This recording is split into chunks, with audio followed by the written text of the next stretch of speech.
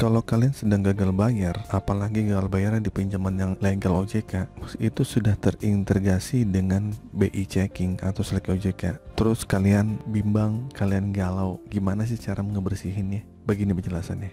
Jadi begini teman-teman ya, gagal bayar pinjol mungkin akan sulit ya untuk memperbaiki BI checking. Gimana kita mau bagus di BI checking kita kalau misalnya kalian sedang gagal bayar? Mimpi aja gitu kalau kalian sedang gagal bayar tapi pingin BI checkingnya bagus.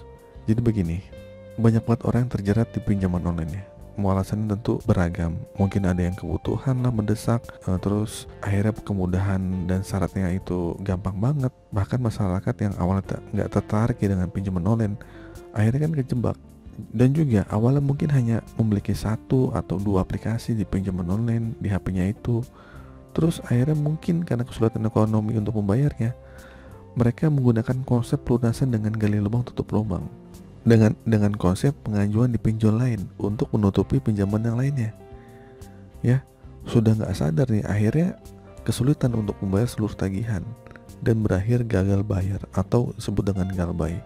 Nah, gagal bayar di pinjaman yang legal resmi OJK, ada beberapa pinjaman lain yang sudah terintegrasi dengan BI checking atau Slack OJK. Nah, ini akan mempengaruhi BI checking kita. Nah, hal inilah yang kemudian orang menjadi sulit untuk membersihkan Slack OJK. Karena utangnya numpuk.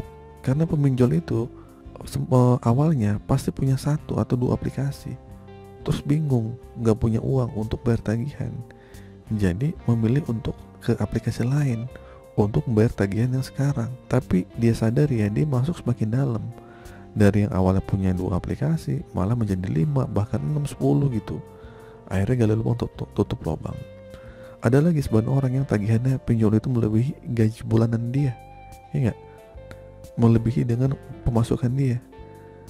Jadi terpaksa harus menggunakan pinjaman lagi untuk pegangan uang. Bingung bagaimana cara bayarnya, karena uang gajinya sudah habis untuk bayar pinjol. Akhirnya orang itu buat makan nggak ada, minjem lagi, ya nggak. Nah, orang-orang yang begitu nggak akan pernah keluar dan akan masuk semakin dalam ke pinjaman online sebelum dia punya keberanian untuk melakukan galbay atau gagal bayar dan menerima konsekuensi atas apa yang dimulai. Emang sudah telat ya untuk memikirkan masalah Slack OJK atau BI checking. Jadi yang kalian pikirin kalau kalian gagal bayar, bang, bagaimana cara menghapus Slack OJK? Bagaimana bang, ini apakah mas pinjol ini masuk Slack OJK? Kalian mau tanya mau ngapain sih? Pinjol ini masuk Slack apa enggak? Emang kalau nggak masuk Slack kalian mau pinjol lagi? Emang kalau nggak masuk Slack kalian mau hutang lagi? Enggak bang, tapi kan saya mau mengajukan GOR nih gitu kan. Nanti saya nggak bisa. Jangan begitu ya teman-teman deh. Itulah konsekuensinya dan itulah resikonya kalau kalian emang sudah gagal bayar di pinjaman online. Takut ini, takut itu, teror ini, terus fatal sebar data atau didatangi ke alamat aslinya. Seharusnya dipikirin dulu ya awal mula ketika mengajukan. Itu sudah resikonya. Bukan ketika sudah pusing atau bingung cara bagaimana bayarnya, lalu mikirin Slack OJK. Gimana bang kalau sudah terlanjur? Hadepin aja gitu kan. Ya mungkin ini bagian dari hikmah kalian ya, kalau akhirnya kalian tidak bisa pinjol lagi. Terlebih lagi masyarakat yang ingin melakukan pinjaman ke bank ini akhirnya bingung gitu kan. Mau ngapain sih pinjam ke bank, mau kalau kalian sudah terjerat di pinjaman online. Ya mungkin akhirnya kalian juga bingung juga ya. Kalian akhirnya bingung untuk mengajukan kredit ke leasing, ke motor, ataupun KPR. Jadi apa sih bang yang disebut dengan BI checking atau Slack OJK? Ya BI checking merupakan daftar riwayat kredit kalian ya di lembaga keuangan, dimana akan terlihat lancar atau tidak lancar di catatan kredit kalian.